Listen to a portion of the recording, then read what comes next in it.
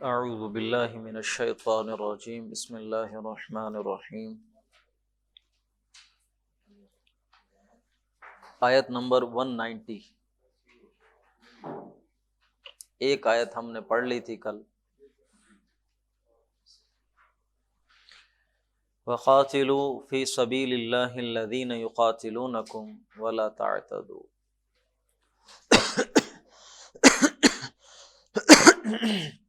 یہاں ایک بات سمجھ لیں،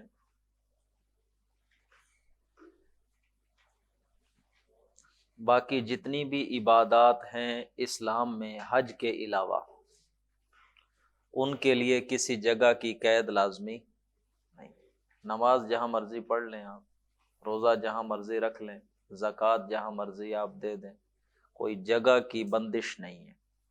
لیکن حج ایسی عبادت ہے جو سوائے خانہ کعبہ کے اور کہیں نہیں ہو سکتا۔ حج پاکستان میں نہیں ہو سکتا، بلکہ کہیں کسی اور جگہ پر نہیں ہو سکتا۔ اب جب حج کا فریضہ یہاں ذکر کیا گیا تو وہ حج ہونا کہاں ہے؟ بیت اللہ میں۔ اور بیت اللہ اس وقت کن کے قبضے میں ہے؟ مشرکین مکہ کے۔ یہ جب آیتیں نازل ہو رہی ہیں وہ ذہن میں آپ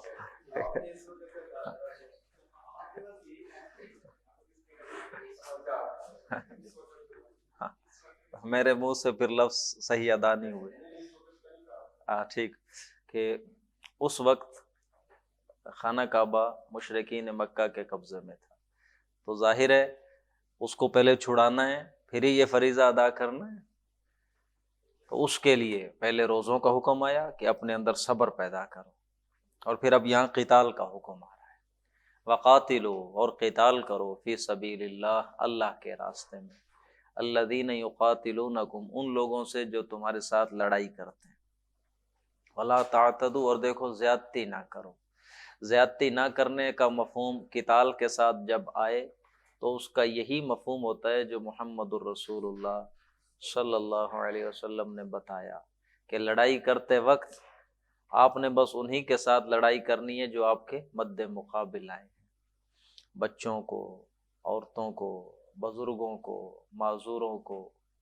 نقصان ان کی فصلیں ہیں، ان کی عبادت خانے ہیں، یا ان کے علماء ہیں، تو یہ وہ ساری چیزیں آپ کے سامنے۔ لڑائی کرو ان سے جو تمہارے ساتھ لڑائی کرتے ہیں، اللہ کی راہ میں، اللہ کے لیے لڑائی کرو ان سے، اور دیکھو زیادتی نہ کرو۔ یہ چیزیں زیادتی شمار ہوتی ہیں، اللہ پسند نہیں کرتا زیادتی کرنے والوں کو۔ وَاقْتُلُوهُمْ حَيْثُ ثَقِفْتُمُوهُمْ، قتل کرو انہیں تم جہاں بھی پاؤ۔ وَاقْتُلُوهُمْ، ان کو قتل کرو، حَيْثُ ثَقِفْتُمُوهُمْ، تمہیں یہ جہاں بھی ملے۔ اب اس آیت کو آپ نے جنرل نہیں لے لینا کہ جہاں کوئی کافر نظر آئے قتل کر دیں پکڑ کے، ایسا نہیں ہے مفہوم اس کا۔ یہ اسی خاص سیناریو کی بات ہے کہ یہ جہاں بھی تمہیں ملیں انہیں قتل کرو۔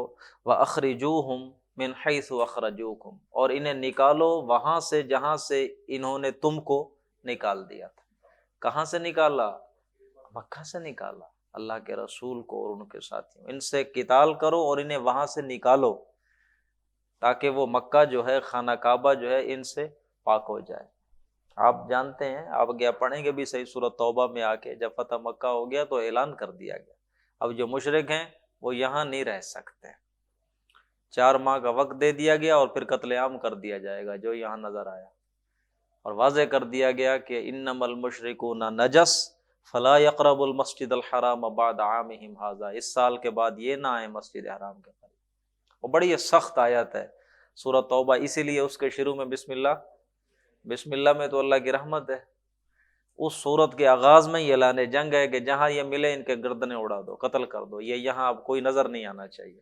ہاں، جن مشرکوں کے ساتھ کوئی معاہدہ تھا اور انہوں نے اپنے معاہدے میں خلاف ورزی نہیں کی تو بس ان کی مدت پوری ہونے دو، بس پھر ختم، ان سے نیا کوئی معاہدہ نہیں ہوگا، یہاں سے نکل جائیں جہاں مرضی اور جا کر آباد ہو، یہاں نہیں رہ سکتے، یہاں رہیں گے تو مسلمان ہو جائیں۔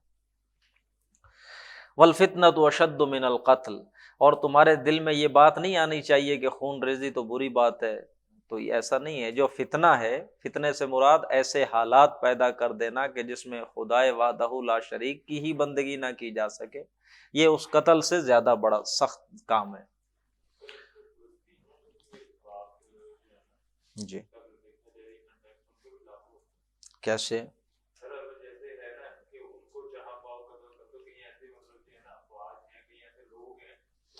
اب اس میں نا یہ میں اس میں آپ لوگ نا میں پھر آپ لوگوں سے یہ گزارش کر رہا ہوں کہ ہم اپنے ترجمے میں بہت پیچھے ہیں. ہم اس وقت اپنا جو ہمارا پلانر تھا اس کے حساب سے سورۃ نساء کا 6واں رکوع آج پڑھنا چاہیے تھا ہمیں. ہمارے روزانہ کے 4 یا 5 رکوعوں کی ہے ترتیب، اس طرح نہیں ہوگا. تو یہ جو سوال آپ کے ہوں ان کو اب کہیں میں نے پہلے بھی ذکر کیا تھا، لکھ لیا کریں، کوئی واٹس ایپ کے گروپ میں مجھے شامل کر لیں، وہاں سے پوچھ لیا کریں، یا کوئی علیحدہ ٹائم نکال لیا کریں، پہلے آ جایا کریں، بعد میں رک جایا کریں، میں یہیں پر ہی ہوتا ہوں. تو یہ جو ہمارا سیشن ہے اس کو فلو کرنے دیں ذرا، ہم اپنے روٹین بنائیں ذرا، کیونکہ اب ہم نے اس کو ابھی نہ کور کیا تو پھر یہ ہو جائے گا جیسے انہوں نے کہا کہ ہم کر ہی نہیں سکیں گے، پھر مکمل نہیں ہو سکے گا. جو ضروری بات ہوگی میں خود وضاحت کرتا جاؤں گا اس کی. ہاں باقی اگر کوئی سوالات ہیں تو وہ لکھتے جائیں، بعد میں پوچھ لیا کریں. ولا تقاتلوا عند المسجد الحرام، ہاں ان سے جھگڑا نہ کرو مسجد حرام کے پاس. ظاہر ہے مسجد حرام کے پاس کیوں جھگڑا نہ کرو؟ پڑھائے ہیں آپ، اللہ فرماتے ہیں ہم نے اسے امن کی جگہ بنا دیا ہے، یہاں جھگڑا مت کرو، لڑائی نہ کرو. حتی یقاتلوکم فی، ہاں اگر وہ پھر تمہارے ساتھ لڑائی کریں تو فإن قاتلوکم فاقتلوہم، اگر وہ لڑائی کریں تم سے تو پھر لڑو ان سے، پھر ان کو قتل کرو. کذالک جزاء، یہی بدلہ ہے کافروں کا. فإن انتہوا، اگر وہ پھر باز آ جائیں اپنی اس روش سے تو فإن اللہ غفور رحیم، اللہ تو بخشنے والا ہی ہے، اللہ تو ہے ہی رحم کرنے والا. وقاتلوہم حتی لا تکون فتنہ، ان کے ساتھ قتال کرو یہاں تک کہ کوئی فتنہ باقی نہ رہے. ویکون الدین للہ، اور دین کل کا کل اللہ کا غالب ہو جائے. یعنی دین سے مراد زندگی کے جتنے بھی گوشے ہیں ان سب میں اللہ کی بات فالو کی جائے. فإن انتہوا، اور اگر وہ رک جائیں، باز آ جائیں تو فلا عدوان الا علی الظالمین، تو کوئی زیادتی نہیں ہے مگر ظلم کرنے والوں پر ہی. الشہر الحرام بالشہر الحرام، دیکھو حرمت والا مہینہ حرمت والے مہینے کے بدلے ہے. حرمت والے مہینے کا وہ دھیان نہیں کریں گے تم بھی، حرمت والے مہینے کا بدلہ حرمت والا مہینہ ہی ہے. والحرمات قصاص، اور یہ حرمات میں بھی قصاص ہے، بدلہ ہے. فمن اعتدی علیکم فاعتدوا علیہ، جو تم پر زیادتی کرے تم بھی اس پر زیادتی کرو. بمثل ما اعتدی علیکم، اتنی ہی جتنی کہ اس نے تم پر کی تھی. واتقوا اللہ، اور اللہ کا تقوی اختیار کرو. واعلموا ان اللہ مع المتقین، جان لو کہ اللہ متقین کے ساتھ ہے، جو اللہ سے ڈرتے ہیں اللہ انہی کے ساتھ ہے. وانفقوا فی سبیل اللہ، اب میں جو بار بار آپ کو بتاتا جا رہا ہوں کہ سورۃ بقرہ میں جتنا بھی ہم پڑھیں گے اب وہی 4 مضمون آئیں گے. شریعت کے اندر 2 چیزیں آئیں گی، عبادات آئیں گے، معاملات آئیں گے. اور جہاد کے اندر 2 چیزیں ہیں، جہاد بالمال، جہاد بالنفس. یا بھی جہاد بالنفس آیا تھا، قتال کرنا ہے، یہ ساری آیتیں اس کے بارے میں. اب جہاد بالمال آ رہا ہے، وانفقوا فی سبیل اللہ. پھر ذہن میں رہے کہ یہ صورت نازل ہوئی ہے، اللہ کے رسول ابھی مدینے آئے ہیں، ابھی غزوات ہونے ہیں، ابھی سارے معاملات آگے طے پانے ہیں. وانفقوا فی سبیل اللہ، اللہ کی راہ میں مال خرچ کرو. ولا تلقوا بایدیکم الی التہلکہ، اور خود اپنے ہاتھوں اپنے آپ کو ہلاکت میں نہ ڈالو. مال خرچ کرو اللہ کی راہ میں اور اپنے ہاتھوں خود کو ہلاکت میں مت ڈالو. وہ لوگ جو اللہ کی راہ میں مال خرچ نہیں کرتے، ہاتھ اپنے بند کر کے گردن کے ساتھ لگا کے بیٹھے رہتے ہیں، گویا کہ وہ خود اپنے آپ کو ہلاکت میں ڈال رہے ہیں. دیکھو تم سمجھتے ہو تم نے مال اپنا بچا لیا، محفوظ کر لیا، اس وقت اللہ کے دین کو تمہاری احتیاج ہے، مال کی احتیاج ہے، اور یہ بھی تمہاری آزمائش ہے. دیکھو اللہ آج بھی وہی ہے جو ابراہیم کا رب تھا. ہاں جی، اللہ آج اس میں اللہ کو نہ کو بوڑھا ہوا، نہ کو تھک گیا، نہ کو وہ عاجز. یہ تو تمہاری آزمائش ہے، اس کو آج کے دور میں بھی سمجھ لیں. آج بھی ہم بڑے یہ باتیں کرتے ہیں کہ فتنے ایسے ہیں، مشکل ہو گیا، بات کرنا اوکھا ہو گیا، یہ ساری چیزیں ایسے. اوے بھائی یہ اللہ کے لیے کوئی مشکل نہیں ہے، یہ میری اور آپ کی آزمائش ہے کہ کون نام لکھوا جاتا ہے اس صف میں. تو تم اپنا مال خرچ کرو اور خود کو ہلاکت میں نہ ڈالو. واحسنوا، اور بھلائی کے کاموں کو خوب سے خوب تر انداز میں کرنے کی کوشش کرو۔ احسنو، احسان کا معنی ہے کہ خوبی کو اچھے لیول پہ جا کے کرو، ایکسیلنس کے ساتھ، شاندار جو کام بھی کرنا ہے اس کو احسان کے درجے پہ لے جاؤ۔ یہ اردو والا احسان مت سمجھیے کسی سے بھلا کرنا، یہ احسان کا مطلب کسی بھی اچھائی کو ایکسیلنس کے لیول پہ کرنا، جو بھی نیکی، جو بھی معاملہ، جو بھی کام کرنا بہترین انداز میں کرنا۔ اور اگر آپ کو یاد آ جائے حدیث جبریل، تو اس میں 3 لیول بتائے ہیں۔ حضرت جبریل نے پہلے پوچھا اخبرنی عن الاسلام، پھر کہا اخبرنی عن الایمان، پھر کہا اخبرنی عن الاحسان، کہ احسان کیا ہے؟ تو اللہ کے رسول نے فرمایا ان تعبد اللہ کأنک تراہ، تو روزے رکھ، تو حج ادا کر، تو قتال کر اللہ کی راہ میں، مال خرچ کر اس انداز میں کہ گویا تو اللہ کو اپنے سامنے دیکھ رہا ہے۔ ان تعبد اللہ کأنک تراہ، تو عبادت کر اللہ کی اس طرح گویا اسے دیکھ رہا ہے۔ فإن لم تکن تراہ، اور اگر یہ کیفیت نہ ہو پائے کہ تم اللہ کو دیکھ رہے ہو، تو اتنی تو ہو فإنہ یراک، کہ وہ تمہیں دیکھ۔ یہ احسان ہے۔ ان اللہ یحب المحسنین، اللہ محسنین کو پسند کرتا ہے۔ وَأَتِمُّ الْحَجَّ وَالْعُمْرَةَ لِلَّهِ، اور حج اور عمرہ مکمل کرو اللہ کے لیے۔ اب آپ کو پتہ ہے عمرہ کے یہاں تھوڑی چیزیں، حج میں زیادہ دن ہیں، زیادہ چیزیں ہیں، تو جب کوئی احرام باندھ لے تو پھر مکمل کرو اللہ کے لیے ان کو۔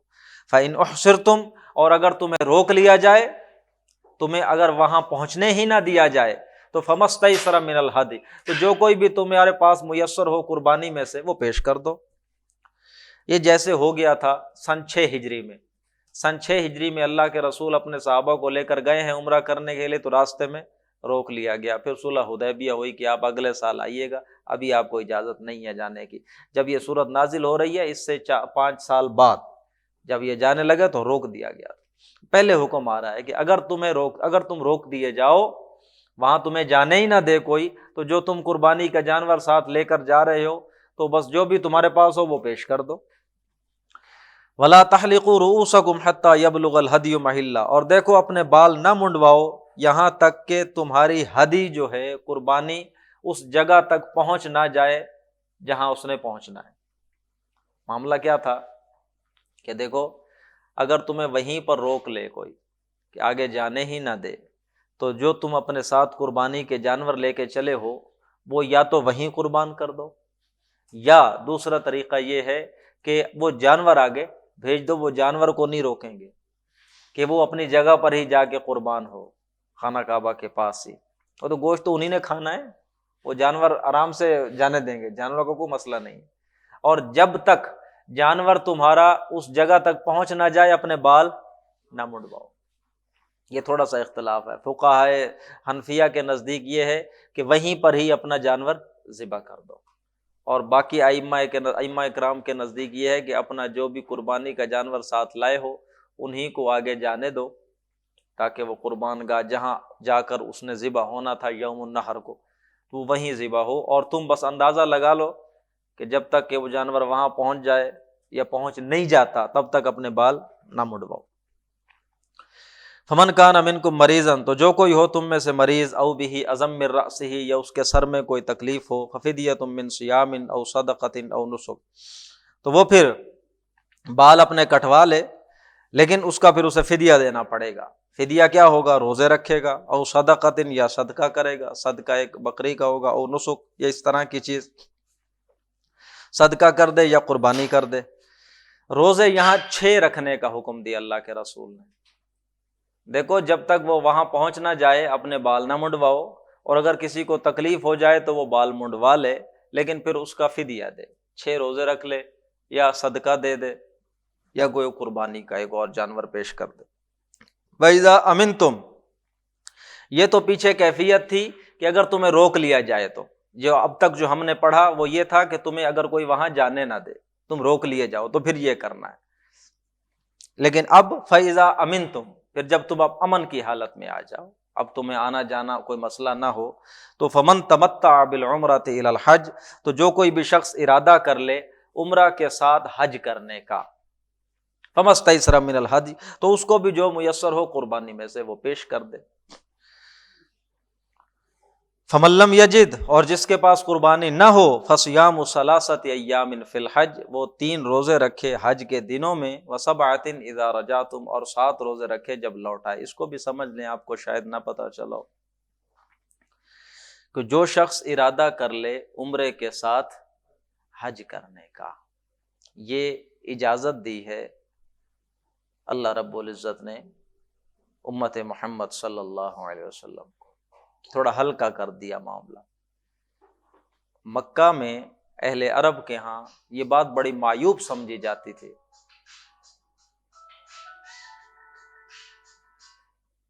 جی، کہ کوئی شخص ایک ہی سفر میں حج بھی کرے اور عمرہ بھی کرے، یہ بہت غلط بات سمجھی جاتی تھی۔ حج کے لیے علیحدہ سفر ہوگا، عمرے کے لیے علیحدہ سفر ہوگا، لیکن اللہ رب العزت نے یہ آسانی کر دی۔ ان عرب لوگوں کے لیے تو 2 علیحدہ سفر کرنا بھی کوئی مسئلہ نہیں تھا، لیکن اس امت نے تو پھیلنا تھا اس پورے عالم میں۔ اب وہاں عمرے کے لیے علیحدہ سفر کوئی پتہ نہیں کس طرح سے سفر کر کے آتا ہے، ایک سفر بھی، تو وہ عمرہ کرنے آئے تو علیحدہ سفر کرے، حج کرنے آئے تو پھر علیحدہ، ایسا شاید ممکن نہ ہو سکے سب کے لیے، تو اللہ نے اجازت دی۔ تو ایک ہی سفر کوئی کرے حج کا تو اس کے ساتھ عمرہ بھی کر لے تو اس کے کوئی مسئلہ نہیں ہے، تو جو بھی قربانی ہو وہ پیش کر دے۔ اگر قربانی نہیں ہے تو پھر وہ 3 روزے رکھے حج کے دنوں میں، وہ 3 روزے ہوں گے 7ویں، 8ویں اور 9ویں ذی الحج کے، یہ 3 روزے رکھے گا حج کے دنوں میں، یہی حج کے دن ہیں 3۔ 10ویں کو تو ہو نہیں سکتا، وہ تو عید ہوتی ہے یوم النحر، اس دن تو روزہ نہیں رکھا جائے گا۔ 3 روزے وہاں رکھے، 7 اذا رجعتم، اور 7 روزے رکھے جب واپس اپنے گھر لوٹ آئے۔ تلک عشرۃ کاملہ، یہ 10 مکمل ہو جائیں گے۔ ذالک لمن لم یکن اہلہ حاضر المسجد الحرام، اور یہ حج تمتع کرنے کی اجازت ان کے لیے ہے جن کے اہل و عیال مسجد حرام کے ارد گرد نہیں رہتے، جو رہتے ہی وہیں ہیں وہ علیحدہ سفر کر لیں عمرے کا اور حج کا۔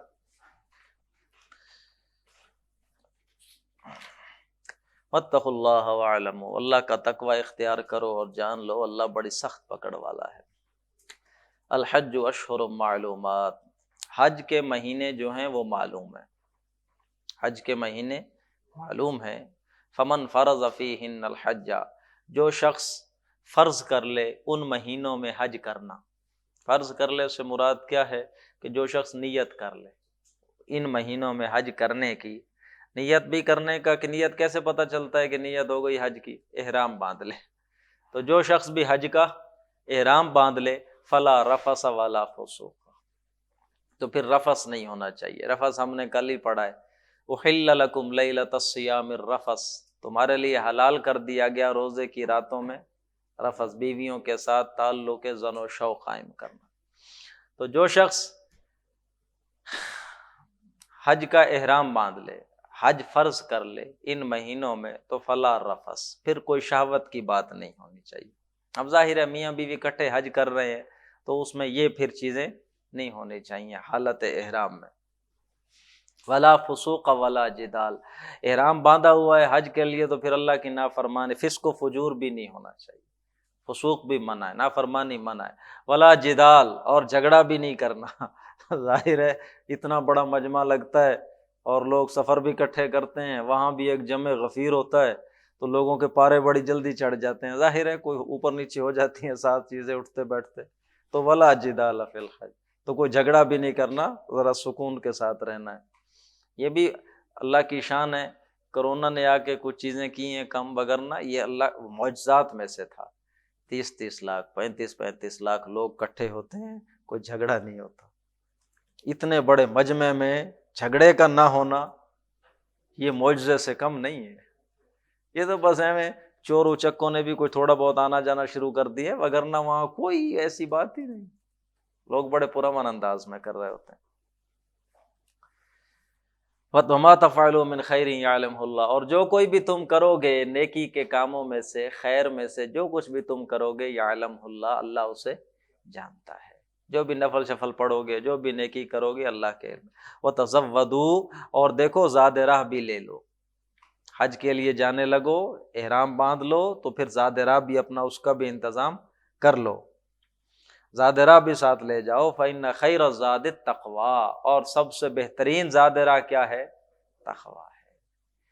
ٹھیک ہے مال بھی تم نے ساتھ لے لیا، لیکن اگر دل صاف نہیں تھا تو وہ ساری ایکسرسائز کیا ہو جائے گی، وہ تو بیکار چلی جائے گی۔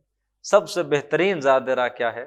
تقویٰ۔ یا اس کا ایک اور مفہوم بھی آتا ہے کہ زادرہ اپنے ساتھ لے لو تاکہ تمہیں وہاں مانگنا نہ پڑے۔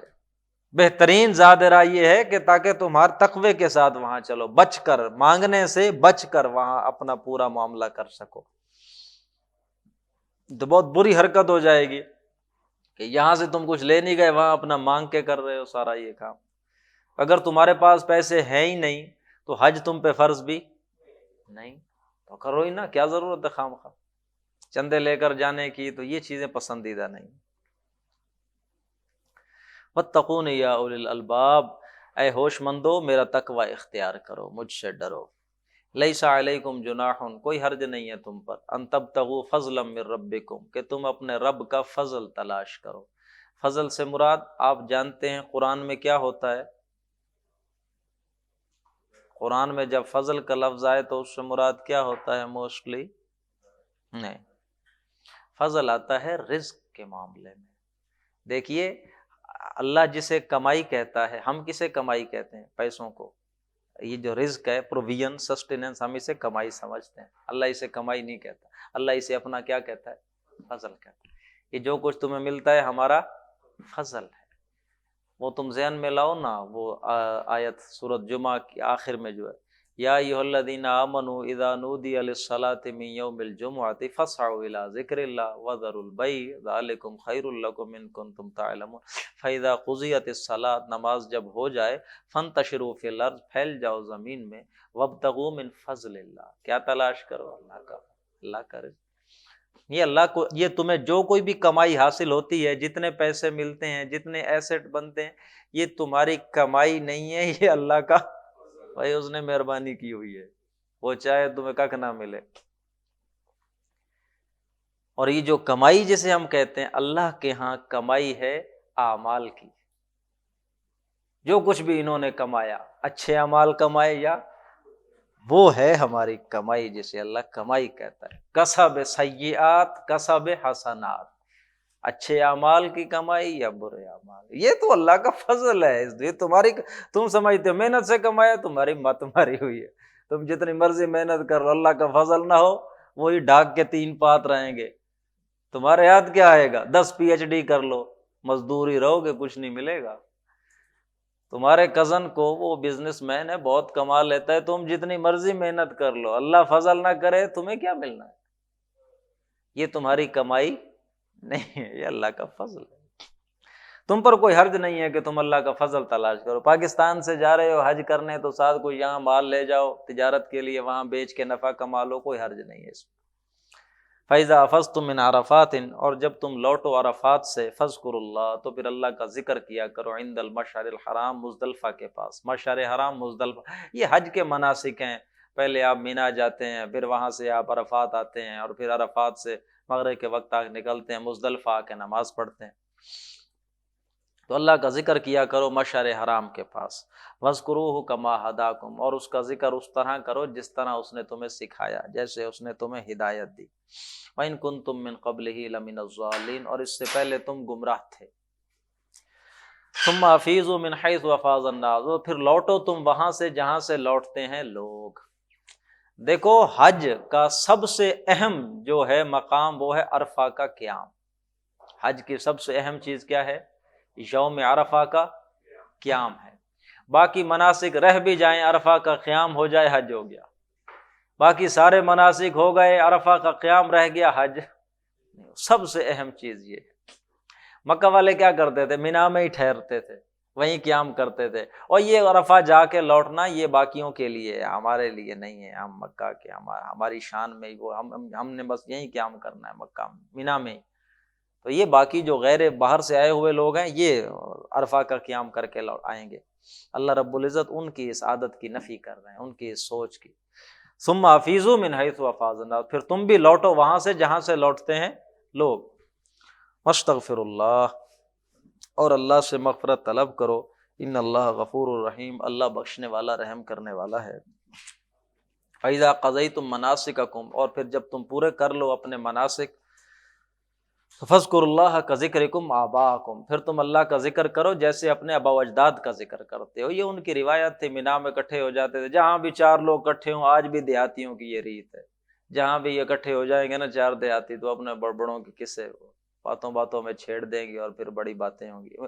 وہ تو دور ہی ایسا تھا، یہاں بھی 50-60 سال پیچھے ہر قوم کا میراثی ہوتا تھا ایک پکا، وہ جہاں بھی کوئی سیٹنگ ہونی ہے انہوں نے بیٹھ کے آپ کے باپ کا وہ کسے سنایا کرتے تھے، اور بھی ایک چکر تھا۔ تو پھر تم اللہ جب اپنے یہ مناسک سارے کر لو تو پھر اللہ کا ذکر کرو اسی شد و مد کے ساتھ جیسے ذکر کرتے ہو اپنے آباء و اجداد کا، او اشد ذکر، یا اس سے بھی زیادہ زور کے ساتھ، دل جمعی کے ساتھ۔ فمن الناس من یقول، لوگوں میں سے بعض ایسے ہیں یقول جو وہاں جا کر بھی یہ کہتے ہیں ربنا آتنا فی الدنیا، اللہ تو ہمیں دنیا دے دے۔ ان کے دلوں میں دنیا کی محبت ایسے کھب گئی ہے کہ وہاں وہ حج پہ عمرے پہ جا کر بھی دعائیں کس چیز کی مانگ رہے ہوتے ہیں؟ اللہ دنیا سنوار دے، اللہ پیسے آ جائیں، اللہ شادی ہو جائے، اللہ یہ معاملات ہو جائیں، اللہ وہ سارے۔ بعض لوگوں میں سے ایسے ہیں جو یہ کہتے ہیں کہ اے اللہ تو بس ہمیں دنیا میں دے دے، اور ان کے لیے آخرت میں کوئی حصہ نہیں۔ ومنہم من یقول، اور ان میں سے بعض ایسے ہیں جو کہتے ہیں ربنا، اے ہمارے رب، آتنا فی الدنیا حسنہ وفی الآخرۃ حسنہ وقنا عذاب، دنیا میں بھی ہمیں حسنہ دے، خیر دے، آخرت میں بھی ہمیں خیر دے، اور ہمیں آگ کے عذاب سے بچا لیجو۔ دنیا میں خیر کے ہم اکثر یہ سمجھتے ہیں کہ اس آیت میں جو دنیا میں حسنہ ہم نے مانگی ہے، دنیا میں پیسے مانگ رہے ہیں اللہ سے، اللہ دنیا میں بھی حسنہ، دنیا میں بھی پیسے دے دے، آخرت میں بھی اچھائی دے دے۔ دنیا کی حسنہ پیسے نہیں ہے، دنیا کا خیر اور حسنہ ایمان ہے، ہدایت ہے۔ اللہ ہمیں دنیا میں ہدایت عطا فرما اور آخرت میں بھی اچھائی ہے، بھلائی عطا فرما، اور آخرت کی حسنہ تو جنت ہے، آپ جانتے ہیں۔ اولئک لہم نصیب مما کسبوا، ان کے لیے ہوگا حصہ اس میں سے جو انہوں نے کمایا، جو اعمال اچھے کمائے۔ اچھا یہاں بھی سوال آ سکتا ہے کہ جو انہوں نے کمایا وہ تو سارا ملنا چاہیے، جو انہوں نے اس میں سے بھی حصہ کیوں؟ پہلی بات تو یہ ہے کہ انسان کو ذہن میں رکھنا چاہیے کہ اس نے جو کمایا ہے وہ اس طرح نہیں کمایا جیسے حق تھا کمانے، وہ جس طرح کا تقاضا تھا۔ وہ حدیث بھی ذہن میں رکھ لیں، آپ نے فرمایا کہ ایک وقت آئے گا لوگ نماز پڑھیں گے لیکن ان کو ثواب ملے گا نماز کے 8ویں حصے کا، 10ویں حصے کا، 7ویں حصے کا۔ کمیاں رہ جاتی ہیں نا، کوتاہیاں رہ جاتی ہیں، اور بعض اوقات ہم کوئی نیک عمل کر بھی رہے ہوتے ہیں تو ہم وہ خالصتاً اللہ کی رضا کے نہیں، کچھ اور چیزیں بھی شامل ہوتی ہیں، کوئی عادت ہو گئی، کوئی اور معاملہ ہو گیا، توجہ ہی نہیں ہوتی، اور بہت سی چیزیں، تو ہمارا جو وہ کمائی ہے اس میں کمی ہوتی۔ تو جو کچھ ہم نے کمایا اس میں سے حصہ ہمیں مل جائے گا، اللہ کرے ہمیں زیادہ حصہ مل جائے۔ واللہ سریع الحساب، اور اللہ کو حساب چکانے میں کوئی دیر نہیں لگتی۔ آج کل تو کمپیوٹرز کا دور ہے، سپر کمپیوٹر کا سمجھ آ گئی، بڑی جلدی اکاؤنٹ سیٹل ہو جاتا ہے فوراً، بس یہ ڈیبٹ کریڈٹ ہو گیا، یہ آپ کا سر پاس ہیں یا فیل ہیں، ادھر آ جائیں، اللہ بہت جلدی حساب چکا دے۔ وَاذْكُرُوا اللَّهَ فِي أَيَّامٍ مَّعْدُودَاتٍ، اور تم اللہ کو یاد کرو ان گنتی کے چند دنوں میں۔ یہ ایام تشریق آ گئے، یہ 10 کے بعد جو 11، 12، 13 یوم النحر کے بعد جو اگلے 3 دن ہیں اس میں اللہ کا ذکر کرو۔ فمن تعجل فی یومین، تو جو شخص جلدی کر لے 2 دنوں میں ہی فارغ ہو جائے اور آ جائے، لوٹ آئے، تو فلا اسم علیہ، کوئی اس میں حرج نہیں ہے۔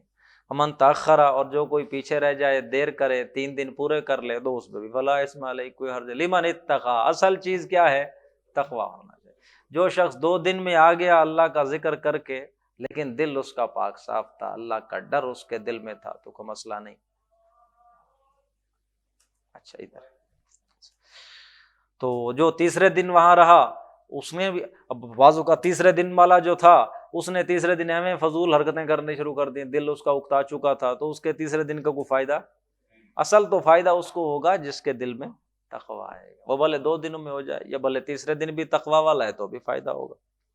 واتقوا اللہ، اللہ سے ڈرو، واعلموا انکم الیہ تحشرون، جان لو کہ تم بار بار اسی کی طرف لوٹائے۔ بار بار میں یہ ذہن میں آ گیا تھا، آپ کو کہنا چاہ رہا تھا کہ دیکھیں اللہ ہر آیت میں کیا کہہ رہے ہیں، ڈرو اللہ سے، اللہ کا تقوی اختیار، اللہ، یہ بڑی اہم چیز ہے۔ میں اور آپ ڈرتے نہیں ہیں، اللہ سے ڈرتے نہیں ہیں، اللہ سے دعا کریں کہ اللہ ہمیں ہمت دے کہ ہم اس سے ڈریں، وہ اس لائق ہے کہ اس کا ڈر اختیار کیا جائے، وہ اس لائق ہے کہ اس سے محبت کی جائے، یہ کائنات اسی کی ہے، ہم سب اسی کے ہیں، یہ اللہ کرے بات ہمارے دلوں میں ٹھک جائے، یہ دنیا کی محبت جو ہمارے دلوں میں آ گئی ہے اللہ کرے یہ سائیڈ لائن ہو جائے کہیں۔ وَمِنَ النَّاسِ مَن يُعْجِبُكَ، اب یہاں منافقین کا تذکرہ ہو رہا ہے۔ منافق بھی دو طرح کے ہوتے ہیں، ایک تو منافق ایسے ہوتے ہیں کہ جن کی باتوں سے پتہ چل جاتا ہے کہ یہ منافق، ذرا مطلب یہ ہے کہ ہولا پتلا منافق۔ کئی نہیں منافق تو ہوتا ہی دوگلا ہے۔ کئی منافق بیچارے سادہ ہوتے ہیں، وہ سادہ اس طرح ہوتے ہیں پتہ چل جاتا ہے یہ منافق، اتنے ہوشیار نہیں نہ ہوتے۔ اللہ نے بندہ بنائے ہیں، بندے کئی بندے بڑے ہوشیار ہوتے ہیں، کئی بندے ہمیں سادہ سے ہوتے ہیں، ان کو اپنا جھوٹ چھپانا ان کے لیے مسئلہ ہو جاتا ہے، غلط بات بھی کر بیٹھتے ہیں تو کور بھی کرتے ہیں تو کور ہوتی نہیں۔ ایک منافق اس طرح کے ہوتے، دوسرے منافق بڑے نالائق لوگ، وہ بڑے چرپ زبان، بڑے تیز باتیں کرتے ہیں، کسی کو ساتھ ملنے نہیں دیتے۔ یہ ان کا تذکرہ ہے جو بہت تیز، بہت چرپ زبان، قسمیں اٹھانی، باتیں کرنا، اور ایسے لگے گا کہ یہ ان سے بڑا کوئی مخلص نہیں ہے۔ وَمِنَ النَّاسِ، اور لوگوں میں سے بعض ایسے ہیں، مَن يُعْجِبُكَ قَوْلُهُ، کہ آپ کو ان کی بات بڑی اچھی لگتی ہے، بڑی عجیب بات، کیا بات ہے جناب، فی الحیات الدنیا، دنیا کی زندگی میں آپ کو ان کی بات بڑی پسند، ان کا قول بہت اچھا ہوتا ہے۔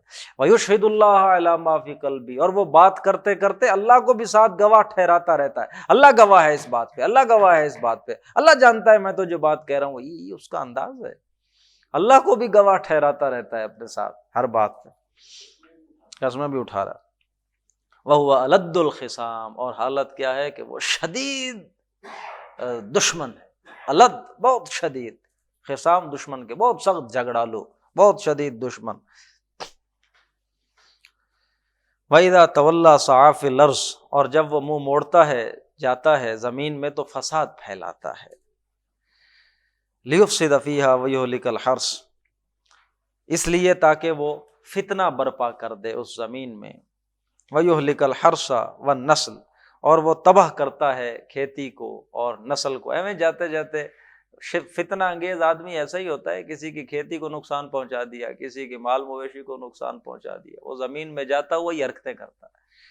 واللہ لا يحب الفساد، اور اللہ پسند نہیں کرتا فسادیوں کو، اللہ فساد کو پسند نہیں کرتا۔ وَإِذَا قِيلَ لَهُ اتَّقِ اللَّهَ، اور جب اس سے یہ کہا جائے اوے بھائی اللہ کا تقوی، اللہ سے ڈر جاؤ، انسان بنو، عقل کرو، أَخَذَتْهُ الْعِزَّةُ بِالْإِثْمِ، تو اس کی جو عزت ہے، جھوٹی عزت، وہ اسے گناہ پہ اور جما دیتی ہے۔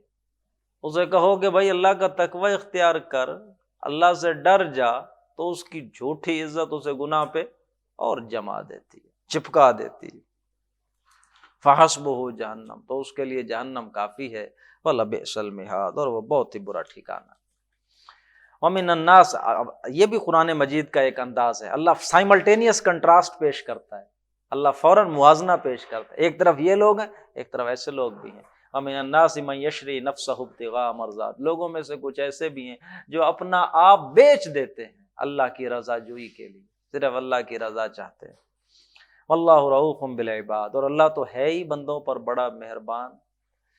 ایسے بندے جو اپنا آپ اللہ کے لیے بیچ دیں، ان سے پھر جو کوئی تھوڑی بہت کمی کوتاہی ہو جائے گی، اللہ تو بڑا مہربان ہے۔ یا ایھا الذین آمنوا ادخلوا فی السلم کافہ، اے ایمان والو تم اسلام میں مکمل داخل ہو جاؤ۔ یہ نہیں ہے کہ بعض چیزیں اچھی لگتی ہیں وہ لے لی جائیں، بعض چیزیں بری لگتی ہیں وہ چھوڑ، ایسا نہیں، ایمان میں پورے کے پورے آ جاؤ۔ کون سا آئین ایسا ہے، کس ملک کا آئین ایسا ہے، کون سا نظام ایسا ہے کہ جو تمہیں اجازت دیتا ہو اچھا چلو اتنی مان لینا اتنی چھوڑ، کون ہے؟ ادخلوا فی السلم کافہ، لسن اینڈ اوبے، مانو، یہ ہے دین اسلام، اور یہ اس میں تمہاری بہتری ہی ہے، پورے کے پورے اس میں آ جاؤ گے تو تم بالکل خوشحال زندگی گزارو گے۔ وَلَا تَتَّبِعُوا خُطُوَاتِ الشَّيْطَانِ، اور دیکھو شیطان کے قدموں کی پیروی نہ کرو۔ انسان سیدھی راہ پہ چل رہا ہوتا ہے، شیطان تو آتا ہے، کبھی ادھر سے آئے گا کبھی ادھر سے، گا یار تھوڑا سا ادھر آ جاؤ، کوئی مسئلہ نہیں بھائی، ادھر تم آگے رمضان آ رہا ہے، 2-4 دن رہ گئے، یہ کر لو پھر چلے جانا۔ تمہارے اس راہ سے تمہیں تھوڑا سا وہ ڈی ٹریک کرنے کی کوشش کرتا ہے، تو وہ تمہیں بلا کے اس راستے پہ چل پڑتا ہے، تو تم اس راستے پہ اس کے پیچھے نہ چلو۔ وَلَا تَتَّبِعُوا خُطُوَاتِ الشَّيْطَانِ، تو تم شیطان کے فوٹ سٹیپس کو فالو نہ کرو. انہ لکم عدو مبین، وہ تمہارا کھلا دشمن ہے. فَإِن زَلَلْتُم مِّن بَعْدِ مَا جَاءَتْكُمُ الْبَيِّنَاتُ، واضح باتیں تمہارے پاس آ چکی ہیں، اس کے بعد بھی اگر تم پھسل گئے تو فَاعْلَمُوا، جان لو، ان اللہ عزیز حکیم، اللہ بڑا زبردست ہے، حکیم اور حکمت والا ہے. اس کا زبردست ہونا بھی حکمت سے خالی نہیں ہے. وہ جو بڑا زور والا ہے، پکڑ لیتا ہے، تو اس کی یہ پکڑ میں بھی حکمت ہوتی ہے. هل ينظرون الا ان ياتيهم الله، هل ينظرون، کیا یہ انتظار کر رہے ہیں اس بات کا کہ اللہ آ جائے، فی ظلل من الغمام، بادلوں کے سائبانوں میں. اس بات کا انتظار کر رہے ہیں کہ قیامت آ جائے، اللہ آ جائے ان کو نظر آ جاتا ہوا بادلوں کے سائبانوں میں. والملائکہ، فرشتے آ جائیں، وقضی الامر، اور معاملہ چکا دیا جائے. پھر فإلی اللہ ترجع الامور، اللہ کی طرف تمام امور لوٹا دیے جائیں گے. کس چیز کا انتظار ہے؟ یہ شیطان کے وسوسوں میں سے ایک وسوسہ ہے جو وہ مسلمان کے دلوں میں ڈالتا رہتا ہے. کوئی نہیں جی، ابھی وقت پڑا ہے، دین کی خدمت کر لیں گے، دین پہ عمل کر لیں گے، بابا یہ 2-4 چیزیں ہیں یہ کر لیں. جیسے اکثر ہمارے ہاں ملازم پیشہ لوگ ہوتے ہیں، دین کی طرف کام کرنے کا دل کرتا ہے تو پھر وہ اپنے معاملات سامنے آ جاتے ہیں، بچے بچیوں کے، گھر بنانے کے. بس ایک دفعہ یہ ہو جائیں ریٹائرمنٹ کے بعد، پھر میں یکسوئی کے ساتھ کس کی خدمت کروں گا، پھر دین کے ساتھ. یہ والا وقت آتا ہے، سوال ہے. ہم محاورہ بچپن سے سنتے آ رہے ہیں، کل کبھی بھی نہیں آتا. ہم پروگرام، یہ قبرستان بھرا پڑا ہے ان لوگوں سے جنہوں نے کل سے نمازیں پڑھنی تھی، جنہوں نے کل سے اپنے معاملات صحیح کرنے تھے. قبرستان بھرا پڑا ہے ایسے لوگوں سے، کل کبھی نہیں آئے.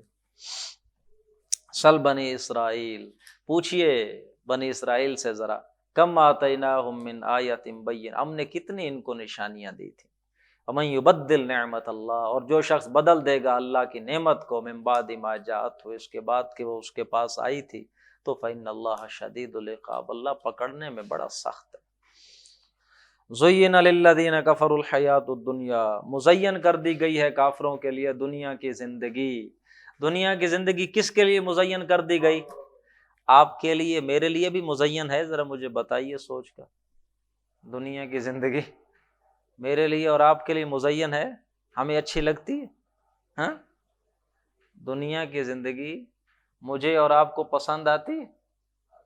آتی ہے. اللہ کہہ رہے ہیں ہم نے مزین کس کے لیے کی ہے؟ کافروں کے دلوں میں ٹھکی ہوئی ہے، یہ ان کے لیے بڑی مزین ہے. یہاں تو ہمارا حال وہ ہے، تو ہمارے دلوں میں اتری ہوئی ہے. بلکہ ہمارے دلوں میں تو یوں اتری ہوئی ہے جیسے وہ بنی اسرائیل کو بارے میں اللہ نے فرمایا نا، وَأُشْرِبُوا فِي قُلُوبِهِمُ الْعِجْلَ بِكُفْرِهِمْ، اللہ نے ان کے کفر کی وجہ سے وہ جو بچڑے کو معبود بنا لیا تھا، اس کی محبت ان کے دلوں میں پلا دی گئی. ہماری حالت تو ایسے محسوس ہوتا ہے دنیا کی محبت دل میں پلا دی گئی. اللہ ہمیں محفوظ رکھے. یہ دنیا کی زندگی خوبصورت بنا دی گئی ہے کافروں کے لیے.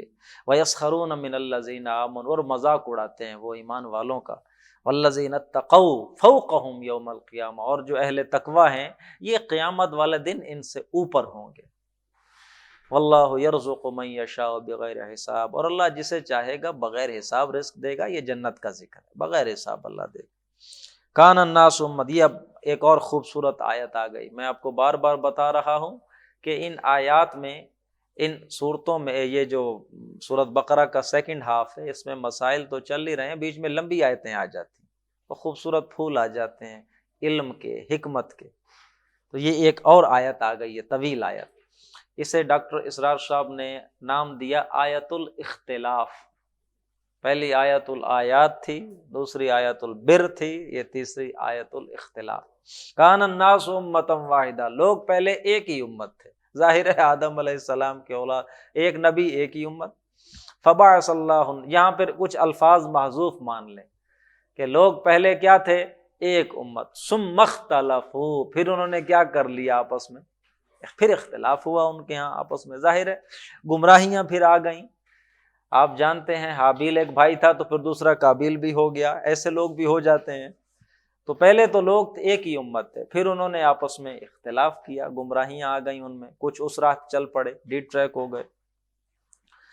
فبعث اللہ النبیین، پھر اللہ بھیجتا رہا نبیوں کو، مبشرین و منذرین، کہ وہ خوشخبریاں دیتے تھے نیکوکاروں کو، ومنذرین، اور ڈراتے تھے غلط کاروں کو۔ وانزل معهم الکتاب بالحق، پھر اللہ نے ان کے ساتھ کیا چیز اتار دی بھائی؟ کتاب اتار دی حق کے ساتھ، لیحکم بین الناس فیما اختلفوا فیہ، تاکہ وہ فیصلہ کریں اس کے ساتھ لوگوں کے درمیان ان معاملات میں جن میں وہ اختلاف کر رہے ہیں۔ وما اختلف فیہ الا الذین اوتوہ، اور نہیں اختلاف کیا اس میں مگر ان لوگوں نے کہ جنہیں کتاب دی گئی تھی، من بعد ما جاءتہم البینات، واضح دلائل آ جانے کے بعد اختلاف کیا، اور کیوں کیا؟ بغیم بینہم، یہ میں آپ کو شروع سے نوٹ کروا رہا ہوں، بغیم بینہم یہ لفظ، یہودیوں نے کیوں اختلاف کیا؟ بغیم بینہم، حسد کی وجہ سے، حسد، بغض، ضد کی وجہ سے، ہم ان کی کیوں مانیں، یہ ہماری مانیں، بنو اسرائیل کی ہم، بنو اسماعیل کی ہم نہیں مانیں۔ فہد اللہ الذین آمنوا لما اختلفوا فیہ من الحق بإذنہ، تو اللہ نے پھر ہدایت دی مومنوں کو ان معاملات میں جن میں وہ اختلاف کر رہے تھے حق کے ساتھ اپنے حکم سے، مومنوں کو اللہ نے صحیح بات سجھا دی۔ واللہ یہدی من یشاء، اور اللہ ہدایت دیتا ہے جسے چاہتا ہے، یا اس کا ترجمہ یوں بھی ہو سکتا ہے، اللہ اسے ہدایت دیتا ہے جو چاہتا ہے لینا، الی صراط مستقیم۔ من یشاء میں مشیت اللہ کی طرف بھی ہو سکتی ہے، مشیت اس آدمی کی طرف بھی، جو چاہتا ہے، الی صراط مستقیم، سیدھے راہ کی طرف۔ ام حسبتم، بڑی سخت آیت آ رہی ہے، ام حسبتم من تدخلوا الجنہ، کیا تم نے سوچا ہے تم جنت میں داخل ہو جاؤ گے ایویں ہی اپنے بڑے مزوں سے؟ کیا تم نے یہ سوچ رکھا ہے کہ تم جنت میں داخل ہو جاؤ گے؟ وَلَمَّا يَأْتِكُمْ مَثَلُ الَّذِينَ خَلَوْا مِن قَبْلِكُمْ، حالانکہ ابھی تو تم پر وہ حالات نہیں آئے جو تم سے پہلوں پر پہنچے تھے۔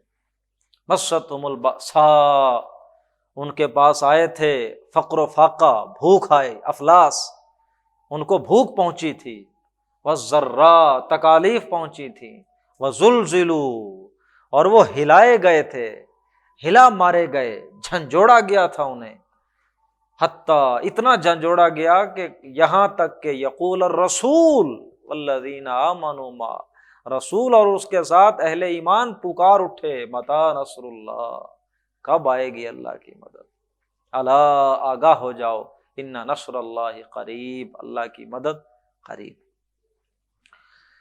یسألونک ماذا ینفقون، یہ آپ سے سوال کرتے ہیں کہ کیا خرچ کریں، قل کہہ دیجئے ما انفقتم من خیر، جو کچھ بھی تم خرچ کرو اپنے مال میں سے، یہ ذہن میں رہے، بڑا پیارا اصول یہاں آ رہا ہے، جب بھی انسان اپنے مال میں سے کوئی بھلائی کے لیے کوئی اپنا مال خرچ کرنا چاہے تو سب سے پہلے کن پہ خرچ کرے؟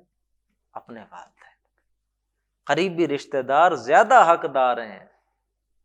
تمہیں کیا فائدہ تمہاری اس امیری کا، کیا فائدہ تمہاری اس چیریٹی کا، جناب دوسرے صوبے میں، دوسرے ملک میں لوگ تمہارے پیسے سے، اور تمہارے اپنے بھائی اور تمہارے اپنے رشتہ دار، تمہارا اپنا چاچا، تمہارا اپنا ماما، تمہارے اپنے کزن، وہ بھوکے، ان کے پاس بیسک نیسیسٹیز زندگی کی پوری نہیں ہے، اور تمہیں اللہ نے صاحب ثروت بنایا ہے، اور تم ڈونیشن دیتے ہو ادھر ادھر۔